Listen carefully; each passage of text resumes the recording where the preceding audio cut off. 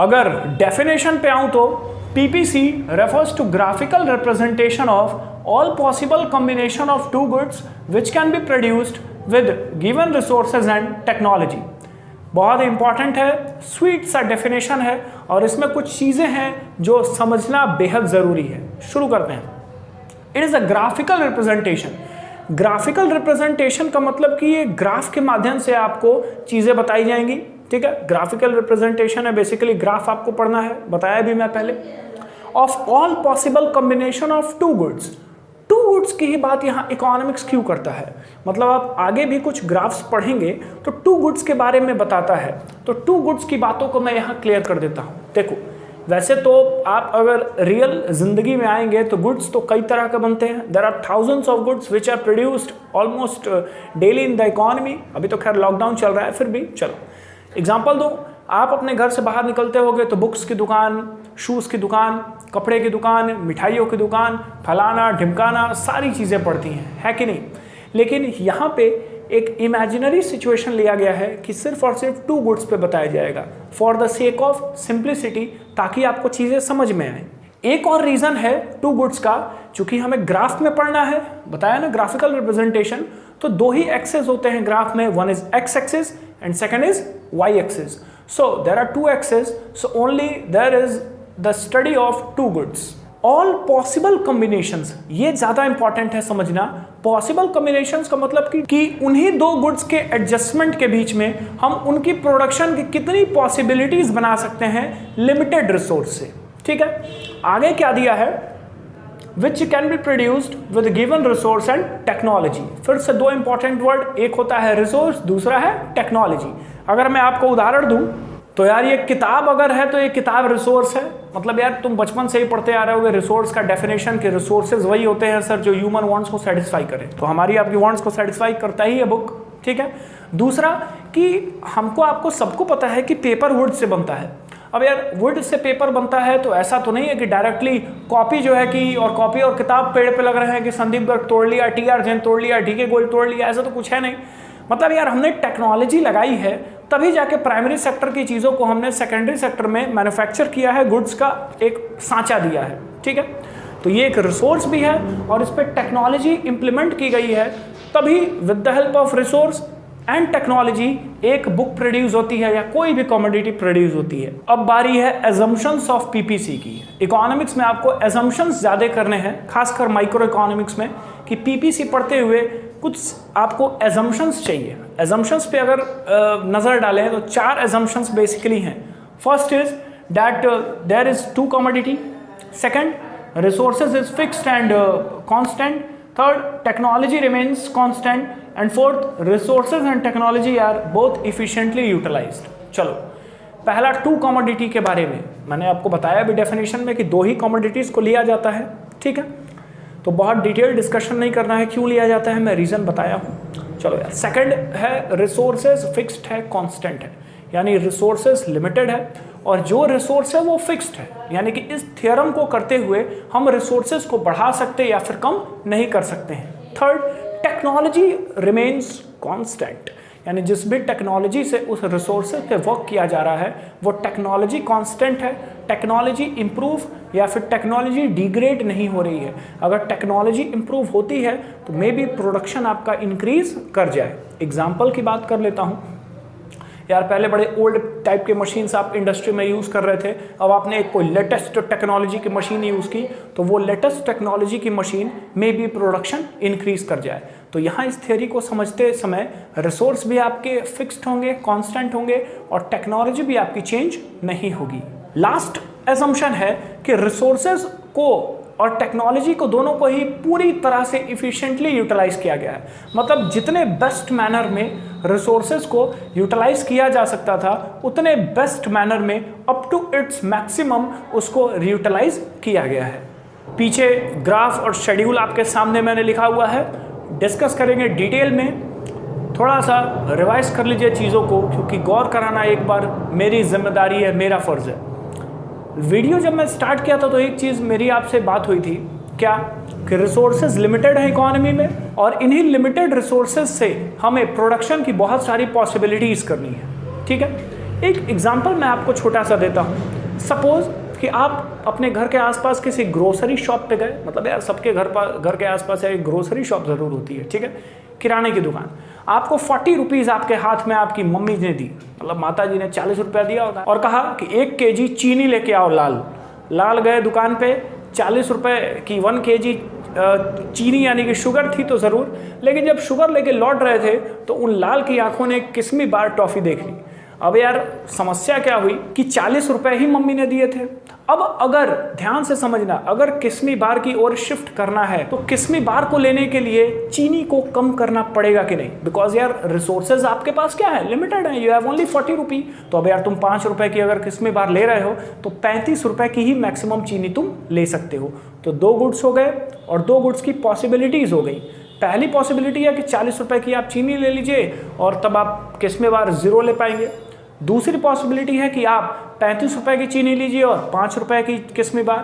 तीसरी पॉसिबिलिटी है कि 20 रुपए की चीनी और 20 रुपए की किस्मी बार। लेकिन यार घर पे मैटर तो तुम बिगाड़ लोगे मम्मी से। खैर, तो इतनी पॉसिबिलिटीज आपको 2 गुड्स की दिख रही हैं कि नहीं, दैट इज व्हाट मैं तुम्हें समझाना चाहता हूँ।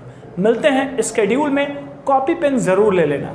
चलिए, तो इस एग्जाम्पल में हम 2 कमोडिटीज पे बात करेंगे।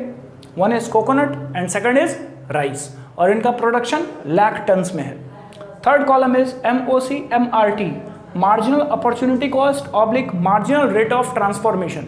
इसको थोड़े समय बाद में करूंगा डिस्कस आपसे, टेंशन मत लीजिएगा। फोर्थ इज कॉम्बिनेशंस, इतने सारे डिफरेंट कॉम्बिनेशंस है A B C D E F। Here combination A shows that all the resources has been utilized on the production of coconut, and if all the resources will be utilized only on the production of coconut, so a producer will not be able to produce any amount of rice, that is commodity B। मतलब यार इसको हम commodity A ले रहे हैं, इसको हम commodity अगर B ले लिए बेटा, तो हुआ क्या that ए कॉम्बिनेशन के हिसाब से हमने सारे के सारे रिसोर्सेज यूटिलाइज किस पे कर दिए, कोकोनट के प्रोडक्शन पे। तो हम क्या घंटा बना पाएंगे राइस? कुछ नहीं बना। वही पॉसिबिलिटी याद करो कि 40 के 40 रुपए आपने शुगर पे अगर यूटिलाइज कर दिया तो टॉफी तो नहीं मिलने वाली है बेटा तुम्हें। With the same example, the last combination F shows that here all the resources has been utilized on the production of rice, that is 87 lakh tons, and if all the resources will be utilized on the production of rice, the producer will not able to produce even a single amount, या जो भी कह लो यार, of coconut। मतलब coconut हम नहीं produce कर सकते हैं।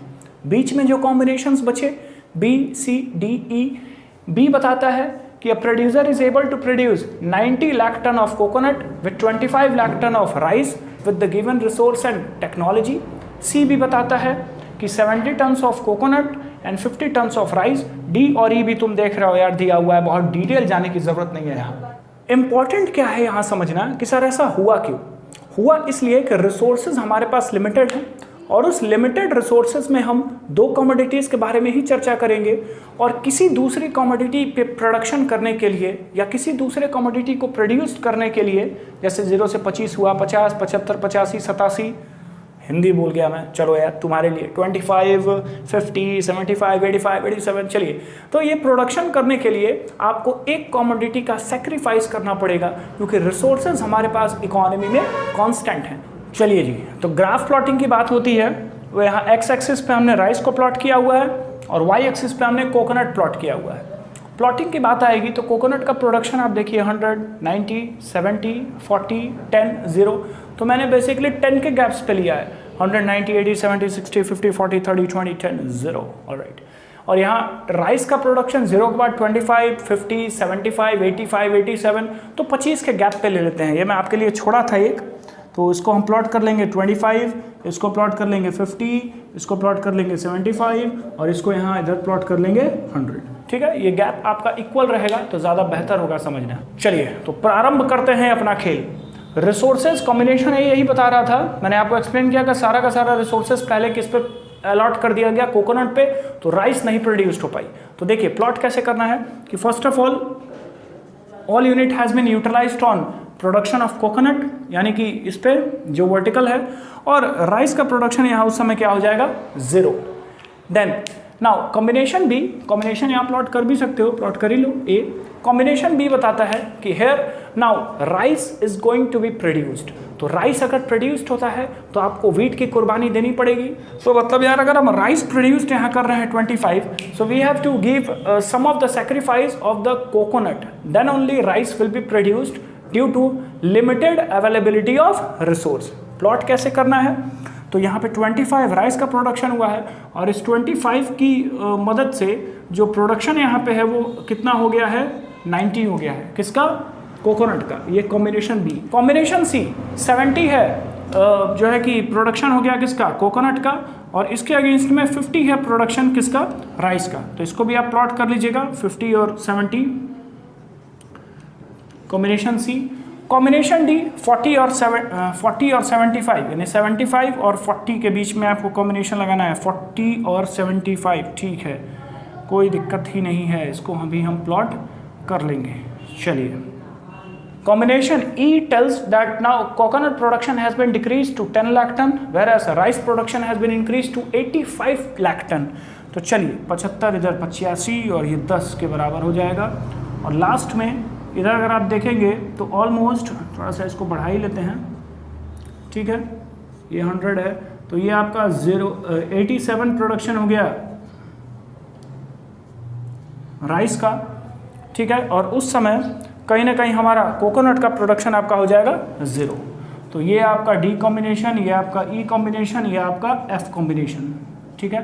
तो इतने सारे कॉम्बिनेशंस को अगर आप मिलाते हैं तो इन कॉम्बिनेशंस को मिलाते हुए आपको इस तरह का कुछ ग्राफ मिलेगा and this graph will be called PPF और पीपीसी, प्रोडक्शन पॉसिबिलिटी कर्व और प्रोडक्शन पॉसिबिलिटी फ्रंटियर। और ये जो लाइन मैंने बनाई है ये ज्वाइन करके बनाई है सारे के सारे पॉइंट्स को। तो एक लाइन आपकी बनती है एएफ लाइन, इसे हम एएफ लाइन भी कह सकते हैं। ए से लेके हमने एफ तक लाइन ज्वाइन की और इस एएफ लाइन को हम पीपीसी लाइन भी कहेंगे, ठीक है। कहानी क्या समझ में आई कि शुरू में सारे के सारे रिसोर्सेज अलॉटेड हो रहे थे किस पे, कोकोनट पे, लेकिन इसके बाद धीरे धीरे राइस का प्रोडक्शन इंक्रीज किया और राइस का प्रोडक्शन तभी इंक्रीज कर पाएगा जब आप कोकोनट के प्रोडक्शन का सेक्रीफाइस देंगे, क्योंकि रिसोर्सेज मैं बार बार हर मर्तबा कह रहा हूँ, यही समझना ज़रूरी है कि कोकोनट का प्रोडक्शन को आपको सेक्रीफाइस देना पड़ेगा due to maximum limited resources. चलिए, तो इस चीज को तो हम समझ लिए, लेकिन अभी कहानी खत्म नहीं हुई है क्योंकि पीपीसी अपॉर्चुनिटी कॉस्ट से रिलेटेड है, ठीक है। अपॉर्चुनिटी कॉस्ट क्या होता है उसको थोड़ा सा आप समझिए। सपोज कि एक ज़मीन पे हम प्रोडक्शन कर रहे हैं कोकोनट का और उसी ज़मीन पे अब हम प्रोडक्शन करने लगे राइस का, ठीक है। तो जब आप ज़मीन पे प्रोडक्शन कर रहे थे पहले कोकोनट का, तो उसको उस लैंड का यूज़ 1 कहते हैं, और जब आप उसी सेम लैंड पे राइस का प्रोडक्शन करने लगे तो उसको आप यूज़ 2 कहते हैं। कुछ इकोनॉमिस्ट यूज़ 1 को अपॉर्चुनिटी 1 और यूज़ 2 को अपॉर्चुनिटी 2 कहते हैं। मतलब यार एक ही ज़मीन पे 2 अपॉर्चुनिटीज़ आपने ली। यहाँ अब समझने वाली बात है कि जब आप एक अपॉर्चुनिटी से दूसरी अपॉर्चुनिटी पे शिफ्ट होते हैं तो कुछ ना कुछ कॉस्ट ऑफ आउटपुट का लॉस होता है। ये कॉस्ट ऑफ आउटपुट का लॉस क्या है बताता हूँ। सपोज करो कि हम यार जिस ज़मीन पे कोकोनट प्रोड्यूस कर रहे थे वो मान लीजिए यार कि 20 कोकोनट हम प्रोड्यूस कर रहे थे सपोज, ठीक है। अब हम राइस प्रोड्यूस करने गए तो राइस हमारा प्रोड्यूस ज़रूर होगा, लेकिन कहीं ना कहीं हम कोकोनट के लॉस को बियर करते हुए राइस प्रोड्यूस कर रहे हैं। तो वो जो कोकोनट का आउटपुट लॉस हुआ उस लॉस को हम अपॉर्चुनिटी कॉस्ट कहते हैं इकोनॉमिक्स में। अब तुम कुछ क्लियर कर पा रहे होगे कि सर अपॉर्चुनिटी कॉस्ट का रिलेशन यहाँ पीपीसी से क्यों है, क्योंकि यहाँ भी तो वही हो रहा है। राइस का जब आप प्रोडक्शन कर रहे थे तो आपने कोकोनट का सैक्रिफाइस किया है, तो लॉस ऑफ आउटपुट यहाँ कोकोनट का हुआ है राइस के आउटपुट यार कितना गंदा बोला मैं, राइस के आउटपुट को गेन करने के लिए। अब एक चीज़ और समझ जाओ बस, ठीक है। अपॉर्चुनिटी कॉस्ट से ही रिलेटेड है ये वर्ड मार्जिनल अपॉर्चुनिटी कॉस्ट। मतलब अपॉर्चुनिटी कॉस्ट तो तुमने समझ लिया क्या है, ये मार्जिनल वर्ड बचा हुआ है। और यहाँ पे मार्जिनल वर्ड का इकोनॉमिक्स में मतलब है एडिशनल से, एडिशनल एक अतिरिक्त, ठीक है। यानी कि जो भी हम एडिशनल प्रोडक्शन करते हैं तो जो भी पर यूनिट एडिशनल प्रोडक्ट कर रहे हैं उस पर यूनिट एडिशनल प्रोडक्ट में जो भी आप गुड 1 का सेक्रीफाइस कर रहे हैं उसी सेक्रीफाइस को हम मार्जिनल अपॉर्चुनिटी कॉस्ट कहते हैं। या इसका फॉर्मूला भी होता है कि आपने गुड 1 को कितना सेक्रीफाइस किया, sacrifice change in sacrifice of good 1 divided by change in gain of good 2। ये फॉर्मूला होता है कि एक आउटपुट को दूसरे आउटपुट को गेन करने के लिए आपने पहले आउटपुट का कितना सेक्रीफाइस किया है, और ये जब पर यूनिट की बात करता है, एडिशनल यूनिट की बात करता है, तो उसी को हम मार्जिनल अपॉर्चुनिटी कॉस्ट या MRT भी कहते हैं। तो मार्जिनल अपॉर्चुनिटी कॉस्ट तो मैंने बताया, निकालते कैसे हैं जरा इसे भी देख लीजिए। अभी ग्राफ में कुछ थोड़ा सा काम बाकी है, आइए आपसे कराते हैं पूरा। आपने ये ग्राफ कंप्लीट किया है PPC का, ठीक है। अब जितना आपने वाई यूनिट यानी कि कोकोनट और जितना राइस का प्रोडक्शन हो रहा है उसको आपको मेल कराना है, यानी कि 90 यहाँ पे प्रोडक्शन किसका था, कोकोनट का, और इसके अगेंस्ट प्रोडक्शन राइस का कितना हो रहा था, 25। इसको आप प्लॉट कर दीजिएगा। फिर 70 आपका प्रोडक्शन हो रहा था कोकोनट का और 50 प्रोडक्शन हो रहा था राइस का। इसी तरह 40 प्रोडक्शन हो रहा था किसका, कोकोनट का, और उसके अगेंस्ट में 75 प्रोडक्शन हो रहा था राइस का। 10 प्रोडक्शन हो रहा था कोकोनट का, 85 ऑलमोस्ट प्रोडक्शन हो रहा था किसका था यार, राइस। और जब 0 हो रहा था राइस तो उस समय 87 प्रोडक्शन हो रहा था यहाँ पे राइस का। चलिए, तो यहाँ से आपने ABCDEF तो प्लॉट किया, कुछ और प्लॉटिंग्स कर लेते हैं। आइए, जो जो अलग आपको पॉइंट्स बने हुए हैं, ये एक पॉइंट बना, second point, third point, fourth point, fifth point, 5 point बने। प्लॉट कर लेते हैं यहाँ P, Q, R, S, T, 5 चीज़ों को प्लॉट कर लिया। तो अपॉर्चुनिटी कॉस्ट तो क्लियर है कि अगर आप किसी सेकंड प्रोडक्ट को गेन कर रहे हो तो फर्स्ट प्रोडक्ट का सेक्रीफाइस करना पड़ेगा। यहाँ एग्जांपल में राइस है गेन करने वाली प्रोडक्ट और कोकोनट है सेक्रीफाइस करने वाले प्रोडक्ट। दूसरी चीज़ मार्जिनल अपॉर्चुनिटी कॉस्ट क्या है कि एग्जांपल के हिसाब से कोकोनट के पर यूनिट में आपको कितना लॉस होता जाएगा राइस के पर यूनिट में गेन करने से। तो आइए कैलकुलेट करते हैं मार्जिनल अपॉर्चुनिटी कॉस्ट की value. See now with this example you can see that on the combination B a producer has sacrifices 10 units of coconut or 10 lakh tons of coconut to produce 25 lakh tons of rice। तो यहाँ आप AP एक combination बन जाएगा। AP is the value of loss in coconut with the rice of PB combination क्या है, 0 से 25 का गेन। तो AP डिवाइडेड बाई PB, एक बार और आपको मैं समझा देता हूं, समझ लेना, गड़बड़ी मत करके आना एग्जाम में, कॉन्सेप्चुअल चीजें हैं।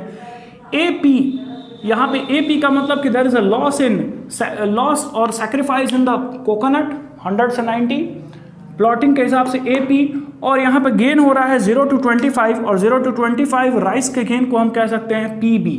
अब AP लॉस कितना हुआ 10 और इसके कंपैरेटिवली गेन कितना हुआ 25। यहाँ पे अगर आप वैल्यू निकाल देंगे तो ये वैल्यू हो जाएगी 0.4। सो 0.4 will be the value of MOC और MRT। एक चीज़ और, पहले टाइम पे MRT या MOC नहीं निकलेगी, मैं बता रहा आपको थोड़ा सा भूल गया, इसलिए कि किसी भी तरह का कोई सेक्रीफाइस या किसी भी तरह का कोई गेन नहीं है, तो MOC यहाँ नहीं कैलकुलेट की जा सकती है। इन कंडीशन सेकेंड और in condition third basically on combination C the sacrifice of coconut has been 90 to 70 lakh ton and gain in rice has been 25 to 50 lakh ton. So you will get to know that BQ is the value of sacrifice of coconut, and in comparison to that QC, see Q to C is the value of gain in rice. तो BQ की value 90 से 70 यानी 20 और divided by QC की value 25 से 50 यानी 25 का difference 20 by 25, ये वैल्यू आपकी आ जाएगी 0.8। सो 0.8 will be the value of marginal opportunity cost. On combination D there is again a loss of coconut from 70 to 40 and gain of rice from 50 to 75. With the following equation we will get to know CR is the value of decrease of coconut from 70 to 40 और RD is the value of gain in rice from 50 to 75 RD। तो loss कितने का हुआ 30 I think, 70 में से 40 घटाओगे तो, और gain कितने का हुआ 50 और 75 का डिफरेंस 25 होता है ना यार, 25 ही होता है यार, ठीक है। तो you will get the value 1.2। So 1.2 will be the value, ठीक है। मतलब कर लोगे, आगे अगर आप इसी तरह कैलकुलेट करिएगा, कुछ अपने लिए भी आप छोड़ दीजिए, अगर प्रॉब्लम हुई तो कमेंट में पूछ लीजिएगा। You will get the value of 3 and 5। चलिए, यानी एक चीज क्लियर हो गई, डैट मार्जिनल अपॉर्चुनिटी की कॉस्ट की हमने वैल्यू यहाँ पे फाइंड कर ली। निकला कैसे? तो कितना आपने सैक्रिफाइस किया है एक गुड में डिवाइडेड बाय या बटा कितना आपने गेन किया है सेकंड गुड में। एक और इंटरेस्टिंग चीज ग्राफ में है, देखिए सैक्रिफाइस आपको यहाँ पे पहले कम दिख रहा है, इसके कंपैरेटिवली गेन ज्यादा दिख रही है। फिर आप देखेंगे तो सैक्रिफाइस आपको इतना दिखा, गेन कंपैरेटिवली ज्यादा दिखा। फिर सैक्रिफाइस ज्यादा दिख रहा है और कंपैरेटिवली गेन कम। फिर सैक्रिफाइस ज्यादा और गेन कम। फिर सैक्रिफाइस ज़्यादा और गेन कम, यानी ज़्यादा से ज़्यादा यूनिट्स को सैक्रिफाइस किया जा रहा है एडिशनल यूनिट को बनाने के लिए। अब एक गोल्डन वर्ड मैं बोलने वाला हूं और इस गोल्डन वर्ड को लिख लेना कि पीपीसी का शेप जो जनरली होता है वो कनकेव होता है। This is consider as concave shaped PPC. और ये कनकेव शेप पीपीसी होने का एक ही रीजन होता है, that is due to increasing marginal opportunity cost. Increasing MOC की वजह से ही पीपीसी का कनकेव शेप होता है। अब ये इंक्रीजिंग एमओसी क्या है? तो आप देखिए शुरू में एमओसी 0.4 थी, फिर ये 0.8 हुई, फिर ये 1.2, फिर 3, ये 5, तो यानी कि एमओसी आपका इंक्रीज हो रहा है। तो इसी इंक्रीज्ड एमओसी की वजह से पीपीसी कनकेव होगा। अब इंक्रीज क्यों होगा उसके बारे में भी समझ के जाइए, क्यों डाउट रखना है यार। देखो अगर मान लो कि हम आप एक आइलैंड पे रह रहे हैं, उस आइलैंड पे कोकोनट का प्रोडक्शन अच्छा खासा होता है लेकिन राइस का प्रोडक्शन उतना अच्छा नहीं हो पाता है, तो हम यार डिपेंडेंट है इंपोर्ट पे, इंपोर्ट ऑफ राइस पे। लेकिन यार अब लॉकडाउन के पीरियड में कहाँ से तुम इंपोर्ट कितना करोगे? तो हमने डिसाइड किया कि राइस को भी प्रोडक्शन करते हैं। अब यार जब आप राइस का प्रोडक्शन करने गए तो उसी ज़मीन पे करोगे, और उसी अगर सरजमीन पे करोगे तो आपको कोकोनट की कुछ लॉस ऑफ आउटपुट की वैल्यू जनरेट होगी। यानी यार कोकोनट कुछ ना कुछ सैक्रिफाइस करोगे तभी तो राइस बनेगा। मतलब समझ रहे हो ना तुम भाई क्या मैं बोला? तो अब शुरू में हम क्या करते हैं कि वैसे ज़मीन पे राइस का प्रोडक्शन करेंगे जिस ज़मीन पे कोकोनट का प्रोडक्शन बहुत ज़्यादा नहीं होता था, यानी जो लेस फर्टाइल लैंड थी उस पर हमने राइस का प्रोडक्शन किया। तो मान लो यार कि लेस फर्टाइल लैंड पे अगर हम राइस का प्रोडक्शन किए और लॉस ऑफ आउटपुट कोकोनट का हुआ मान लो 20 लॉस ऑफ आउटपुट हुआ, फिर धीरे धीरे राइस की ज़रूरत और पड़ी। क्यों ज़रूरत पड़ेगी यार? क्योंकि राइस एक स्टेपल क्रॉप है, ठीक है, उसे खाए बिना यार गेहूँ चावल खाए बिना नहीं चलता है। मतलब यार हम कितना भी डोसा इडली चाउमीनों में ठूस लें, जब तक यार रोटी और चावल नहीं शरीर में जाता है, नॉर्थ इंडिया के लोग तो नहीं सेटिस्फाई होते हैं। I don't know about you. चलिए खैर मैं थोड़ा व्यक्तिगत चला गया था, तो आगे कंटिन्यू करते हैं अपने एग्जाम्पल को। राइस की ज़रूरत और पड़ेगी, और जैसे ही हमें और राइस की ज़रूरत पड़ेगी loss of value of coconut ज़्यादा होगी। यानी पहले 20 था, अब ये 30 होगा, 40 होगा, 70 होगा, 80 होगा, 100 होगा। क्यों? क्योंकि पहले हम फर्टाइल लैंड नहीं यूज़ कर रहे थे, लेकिन अब हमें राइस अगर ज़्यादा प्रोड्यूस करना है तो ज़मीन की कुर्बानी देनी होगी। और उस फर्टाइल लैंड की जब हम धीरे धीरे कुर्बानी देंगे, अब फर्टाइल लैंड ही ना बचा यार, तो फर्टाइल लैंड की अगर कुर्बानी देंगे तो इस पे ज़्यादा कोकोनट लगाया जा सकता है। लॉस ऑफ आउटपुट की वैल्यू है ये इंक्रीज करेगी। सो इसी रीज़न से एमओसी की वैल्यू इंक्रीज करेगी, और अगर एमओसी की वैल्यू इंक्रीज करती है तो PPC will be made concave यार। तो पीपीसी के ये दो कंसेप्ट्स बहुत इंपॉर्टेंट है। First is PPC is generally concave shaped, and second is PPC slopes downward from left to right. मतलब यार एक तो मैंने डिस्कशन कर दिया that PPC is concave shaped, and second is PPC downward sloping होता है। डाउनवर्ड स्लोपिंग क्यों होता है? एमआरटी या एमओसी ही कारण होता है, क्योंकि एमआरटी या एमओसी ये बताता है कि there has to be sacrifice in one good to gain another good. तो जब आप नंबर 1 गुड का सैक्रिफाइस करोगे तो ये वैल्यू आपकी डाउनवर्ड स्लोपिंग हो जाएगी, ठीक है। तो ये downward sloping from left to right होता है पीपीसी। नेक्स्ट टॉपिक है शेप ऑफ पीपीसी। तो PPC can be 3 types, concave, convex and straight also. Concave पे तो बहुत डिस्कशन हुआ, डिस्कशन करते हैं कन्वेक्स और स्ट्रेट पे। जैसे PPC can be convex and PPC can be straight also. X Y here it is convex shape and here it is PPC will be straight. ये भी पीपीसी हो सकता है। कब होगा ये कंडीशन जानना जरूरी है। देखो यार जनरली तो कनकेव होता है, लेकिन अपवाद में ये भी हो सकता है जब मार्जिनल अपॉर्चुनिटी कॉस्ट या marginal rate of transformation decreasing rate से हो। बहुत गंदा बनाया ना एरो यार, मुझे भी लगा इसलिए मिटाना पड़ा। जब MOC हो क्या रहा है और MRT डिक्रीजिंग हो तो PPC कन्वेक्स होता है, और जब यहाँ गलती नहीं होगी देखना, MOC और MRT अगर यहाँ पे कांस्टेंट होता है तो इस कांस्टेंट होने की वजह से PPC आपकी स्ट्रेट बनती है। अब ये क्या है इसको भी समझिए। मान लीजिए कि यहाँ पे जो गेन इन गुड टू है वो 25 हो, 50 हो, 75 हो, 90 हो, और सेक्रीफाइस जो है वो 100 हो, 90 हो, 80 हो, 70 हो। तो कम कम यूनिट्स का लॉस किया जा रहा है दूसरे यूनिट्स को गेन के लिए। तो यहाँ पे अगर आप वैल्यू निकालेंगे तो MRT या MOC की वैल्यू डिक्रीजिंग आएगी, जिस वजह से PPC कन्वेक्स होगा। यही अगर मैं बात करूँ स्ट्रेट की तो 5, 10, 15, 20 इस प्रपोर्शन में PPC का प्रोडक्शन बढ़ रहा है, और 20, 15, 10, 5 इस प्रपोर्शन में PPC का 1 गुड सेक्रीफाइस किया जा रहा है। तो कांस्टेंट रेट से सेक्रीफाइस किया जा रहा है, और उसी कांस्टेंट रेट से अगर PPC इंक्रीज हो रहा है तो MOC या MRT की वैल्यू भी कांस्टेंट आती है, और कांस्टेंट MOC या constant MRT will always lead to भैया straight PPC. The next important topic is attainable and unattainable combination in PPC. चलो यार, ये PPC का ग्राफ आपको दिख रहा है जो जनरली कंकेव है। 3 पॉइंट्स मैंने प्लॉट किए हैं, point number P, point number R and point number Q। अब यहाँ पे 2 वर्ड आपको दिखाई दे रहे होंगे, that potential level of output as well as actual level of output. थोड़ा सा समझो 2 मिनट इसे, बस 2 मिनट ही लूँगा, ज़्यादा नहीं। खैर 2-2 मिनट करके मैं वीडियो लंबा ले जा रहा हूँ, लेकिन समझ लो यार, चीज़ें क्लियर हो जाएंगी, आई कैन अश्योर यू। तो खैर ऐसे भी यार तुमने लंका दहन तो कर ही चुका है, वो MOC, MRT यही सारे टॉपिक्स थोड़ा सा बच्चों को कंफ्यूज करते हैं। अब लंका दहन के बाद का कॉन्सेप्ट है ये लव कुश वाला, यार ये भी निपट जाएगा हंसते हंसते।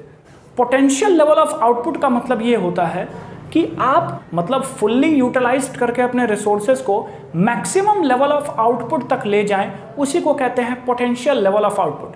पोटेंशियल वर्ड का मतलब ही होता है टू इट्स मैक्सिमम, मतलब आप सारे के सारे पोटेंशियल लगा के अपने रिसोर्सेज को बहुत अच्छी तरीके से यूटिलाइज करके मैक्सिमम आउटपुट अगर प्रोड्यूस करते हैं तो उसी को कहते हैं पोटेंशियल लेवल ऑफ आउटपुट। जबकि एक्चुअल लेवल ऑफ आउटपुट के बारे में हम कह सकते हैं कि वो ये वो आउटपुट होता है जो हम एक्चुअली अचीव करते हैं। और कभी कभी यार एक्चुअल लेवल ऑफ आउटपुट कम हो जाता है पोटेंशियल से। मतलब यार तुम अपना ही एग्जांपल हो ना, पढ़ तो तुम यार बहुत सकते हो दिन भर में, लेकिन पढ़ते कितना हो ये तुम भी जानते हो, ठीक है, या मैं भी जानता हूँ यार, ठीक है, ह्यूमन साइकोलॉजी कितनी बार डिस्कस करूँ मैं। खैर, तो पोटेंशियल लेवल ऑफ आउटपुट और एक्चुअल लेवल ऑफ आउटपुट में यहाँ कहीं ना कहीं डिफरेंस है, ठीक है। तो अगर पोटेंशियल लेवल ऑफ आउटपुट तक आप चीज़ों को प्रोड्यूस करते हैं तो R पॉइंट पे PPC ऑपरेट करेगा, क्योंकि ये पॉइंट ही माना जाता है fuller and efficient utilization of resources. लेकिन अगर आप P पॉइंट पे ऑपरेट करते हैं, इसका मतलब ये एक्चुअल लेवल ऑफ आउटपुट है। और कभी कभी actual level of output is less than potential level of output. तो पोटेंशियल लेवल ऑफ आउटपुट से अगर एक्चुअल लेवल ऑफ आउटपुट कम हो जाता है तो उस समय PPC inside any point operate करता है। यानी कि इनसाइड एनी पॉइंट ऑपरेट करने का मतलब कि यहाँ पे रिसोर्सेज आइडल हैं, रिसोर्सेज लेफ्ट हैं, पूरी तरह से रिसोर्सेज का अभी तक यूटिलाइजेशन नहीं किया गया है। बट हाँ, ये पॉइंट हो सकता है, तो अटेनेबल कॉम्बिनेशन है। Last point number Q is unattainable combination. मतलब यार कह सकते हैं कि ऐसी कल्पना करना जो पॉसिबल नहीं है, क्योंकि आपने अपना पूरा पोटेंशियल लगाया तो रिसोर्सेज यहाँ तक हुआ।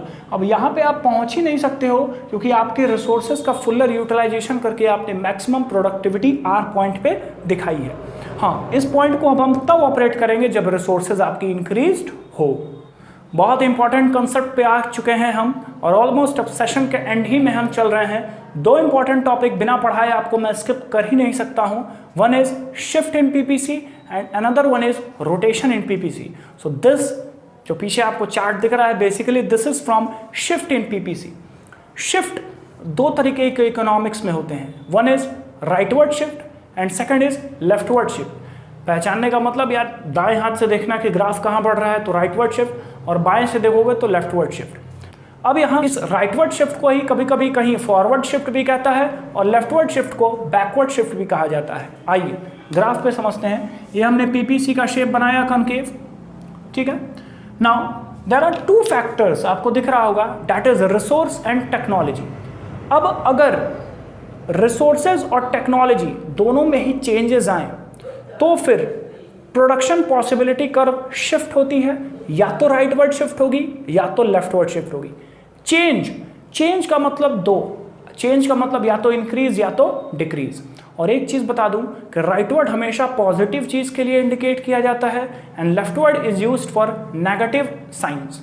सो if resources in the economy has been increased or there is an upgradation in the technology, so there will be a rightward shift in PPC curve. Suppose we have plotted this point AB, so there will be a rightward shift in the PPC curve, that is A dash B dash, यानी कि PPC curve rightward shift हो जाएगा when there will be an increase in resource or when there will be an upgradation in technology। मतलब यार resources अगर बढ़ेगा तो production बढ़ाने की कैपेसिटी बढ़ जाती है और टेक्नोलॉजी भी इंप्रूव होती है तो प्रोडक्शन इंक्रीज कर जाता है। जैसे अगर यार टाइपराइटर यूज़ करते थे तो कम काम होता था, लेकिन अब पीसी और लैपटॉप यूज़ होते हैं, डेस्कटॉप यूज़ होते हैं, तो प्रोडक्शन की कैपेसिटी वो इंक्रीज करा देती है। Same with the leftward shift in PPC. PPC का एक कर्व हमने बनाया, that is A and B. Now the resources has been decreased और the technology has been degraded, so it will lead to the leftward shift in PPC from AB to A dash B dash। कब होगा leftward shift? जब resources कम हुई और technology degrade हुई। Shift में एक भयानक चीज है, छुपी होती है, जो बच्चों को कभी कभी नहीं पता चल पाती है, और वो है कि shift implies always on both good at the same time. Both good का मतलब कि एक्स एक्सिस पे आपको पता है कि गुड 2 प्लॉट किया जाता है और वाई एक्सिस पे आप गुड 1 प्लॉट करते हैं, तो गुड 1 और गुड 2 दोनों ही गुड्स के रिसोर्सेज एक साथ बढ़ेंगे और दोनों ही गुड्स की टेक्नोलॉजी एक साथ बढ़ेंगी या घटेंगी, तो दोनों ही गुड्स पे चेंजेस एक ही साथ अप्लाई होते हैं शिफ्ट इन पीपीसी में। लास्ट टॉपिक पे आ चुके हैं, that is rotation in PPC, rotation along PPC. Rotation में एक चीज़, वो भयानक बात जो मैंने शिफ्ट में ख़त्म की थी, वो यहीं पे पहले बता देता हूँ कि रोटेशन किसी एक गुड्स के चेंजेस के बारे में at a point of time बताता है, यानी एक समय में किसी एक गुड्स के ही चेंजेस के बारे में रोटेशन बताता है। चीज़ें तो सेम होंगी, ठीक है। रोटेशन में भी दो तरह का rotation, one is rightward rotation and second is leftward rotation. Reasons क्या होंगे राइटवर्ड और लेफ्टवर्ड रोटेशंस के? सेम रीजन होगा मेरे भाई, that is change in resources and changes in technology. Now change implies both things, increase and decrease. Technology implies both things, upgradation and degradation. क्यों? मजा आ रहा है ना? चलो, तो जब रिसोर्सेज इंक्रीज होंगे तो राइटवर्ड रोटेशन होगा, रिसोर्सेज डिक्रीज होंगे तो लेफ्टवर्ड रोटेशन होगा, टेक्नोलॉजी डिग्रेड होगी तो लेफ्टवर्ड रोटेशन होगा, और टेक्नोलॉजी अगर अपग्रेड होगी तो राइटवर्ड रोटेशन होगा। लेकिन लेकिन लेकिन लेकिन लेकिन समझने वाली बात है कि वन गुड्स में ही आप चेंजेस देख पाएंगे। जैसे अगर मैं एग्जांपल लूं तो गुड्स 1 पे हमने प्लॉट किया है राइस, और गुड्स ए पे हमने, चलो यार एग्जांपल चेंज कर रहा है, कोकोनट लग रहा है जैसे मिल ही रहा है, चलो यार, तो मतलब यार ठीक है, वाई एक्सिस पे वीट प्लॉट किया हुआ है और एक्स एक्सिस पे राइस प्लॉट किया हुआ है, ठीक है।